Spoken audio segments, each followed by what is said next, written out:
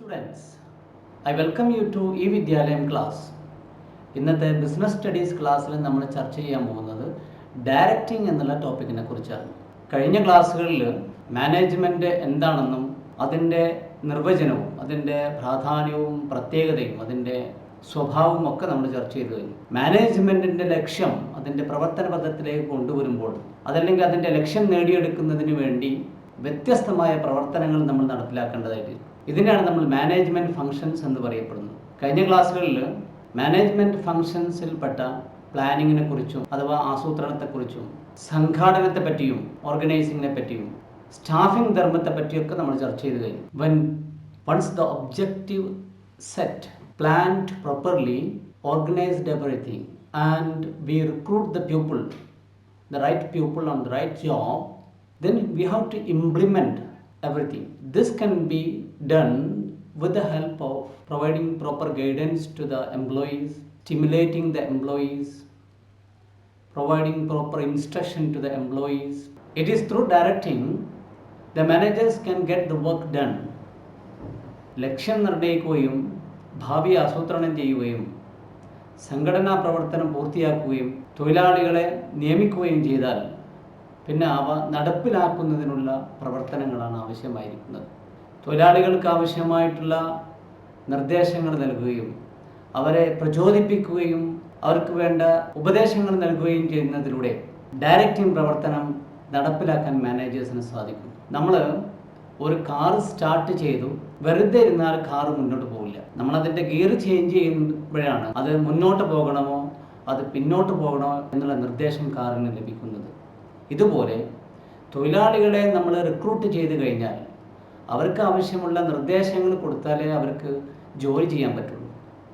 അവർക്ക് വേണ്ട നിർദ്ദേശങ്ങൾ നൽകണം, അവർക്ക് വേണ്ട ഉപദേശങ്ങൾ നൽകണം. ഇതിനെ എല്ലാം ആണ് നമ്മൾ പറയുന്നത് ഡയറക്റ്റിംഗ് എന്ന് നമ്മൾ പറയുന്നത്.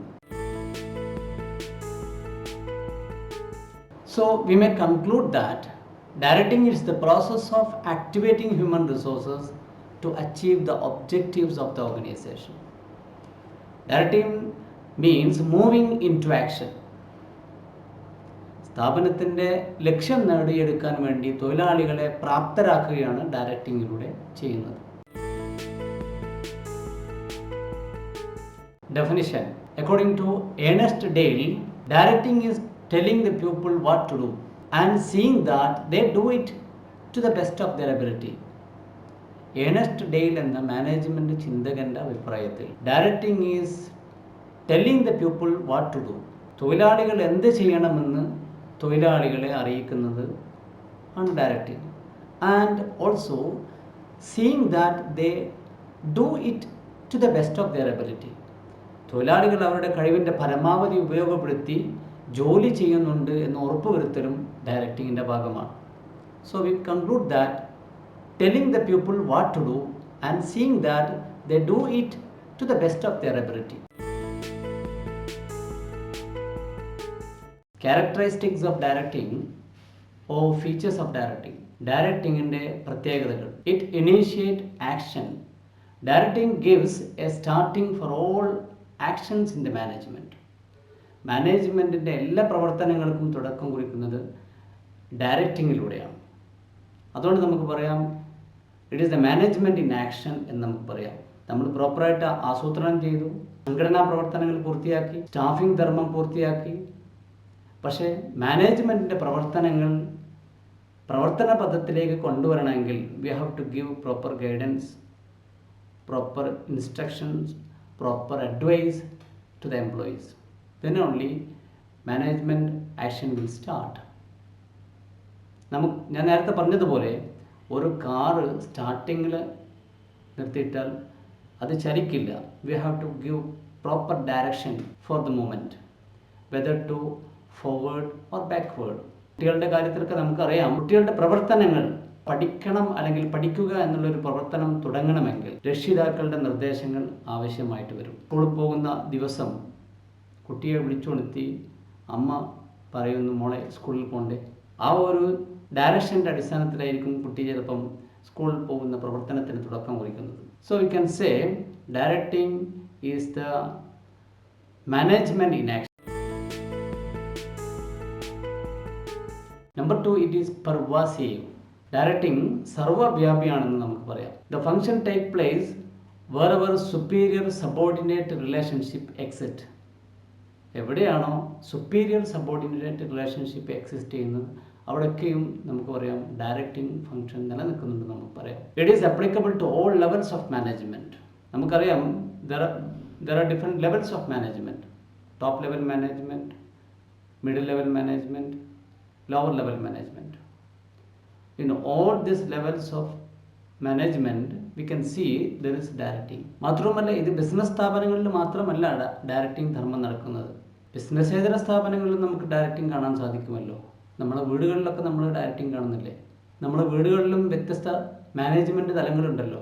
ടോപ്പ് ലെവൽ മാനേജ്മെൻറ്റ് ശ്രദ്ധിച്ച് നോക്കിയാൽ നമുക്ക് കാണാം മിഡിൽ ലെവൽ മാനേജ്മെൻറ്റുകൾ ഉണ്ടാവാം, ലോവർ ലെവൽ മാനേജ്മെൻറ്റ് നമ്മൾ കാണാൻ സാധിക്കും.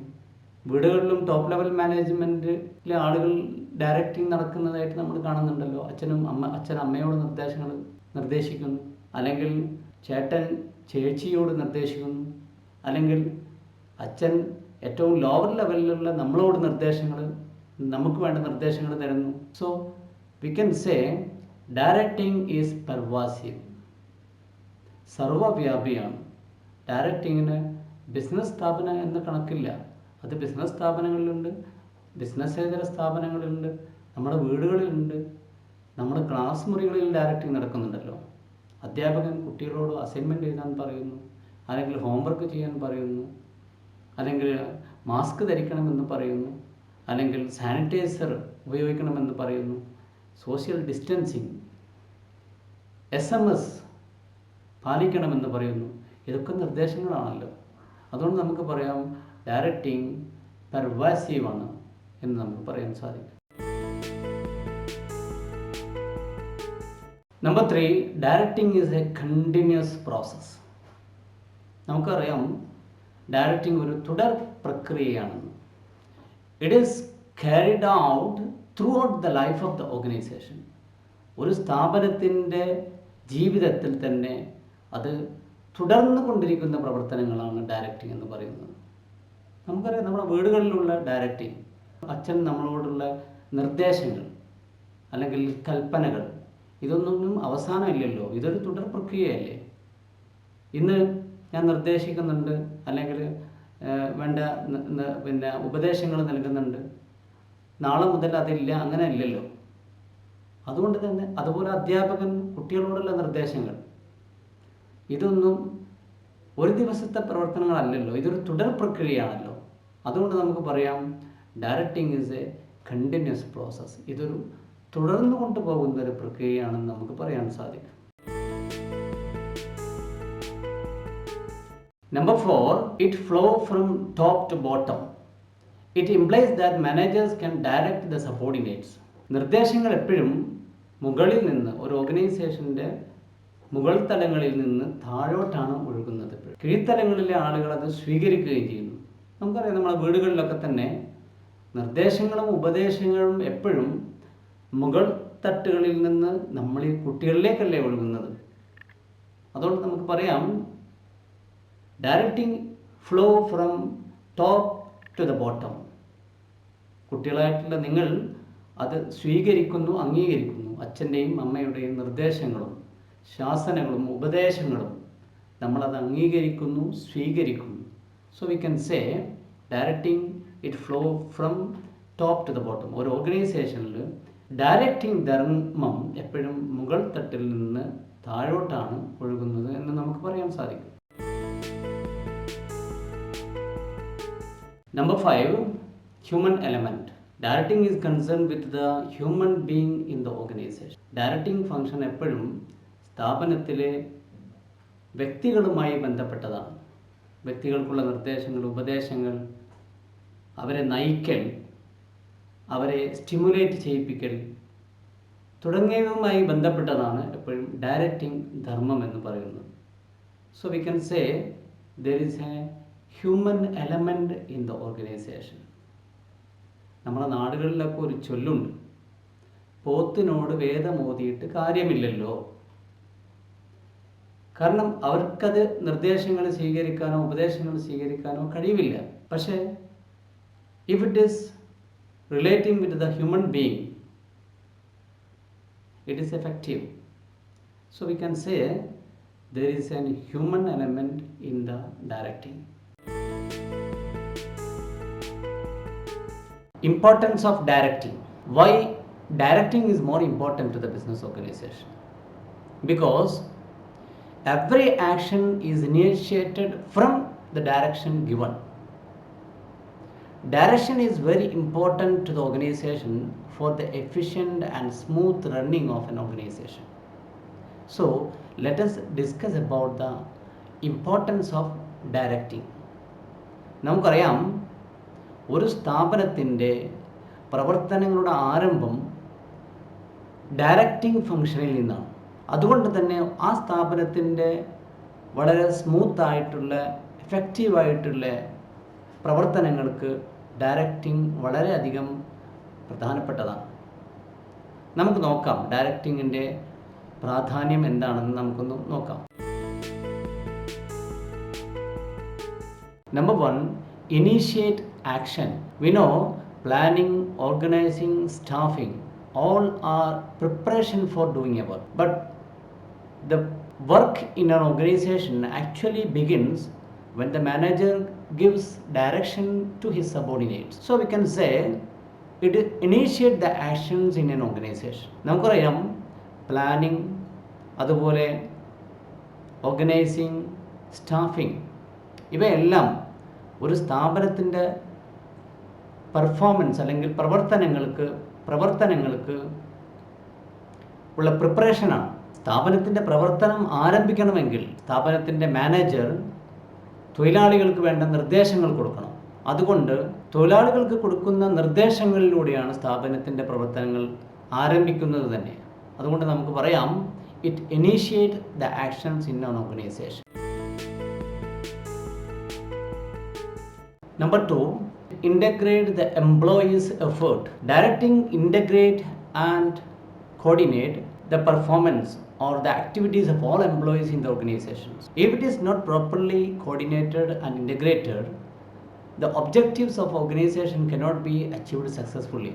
Here, directing helps the organization to integrate the efforts of employees in the organization for the accomplishment of objective. നമുക്കറിയാം സ്ഥാപനത്തിൻ്റെ ലക്ഷ്യവും തൊഴിലാളികളുടെ കാര്യക്ഷമതയും സംയോജിപ്പിച്ച് ഒരേ ലക്ഷ്യത്തിലേക്ക് എത്തിക്കാൻ മാനേജർക്ക് സാധിക്കുന്നത് ഡയറക്റ്റിംഗ് ഫംഗ്ഷനിലൂടെയാണ്.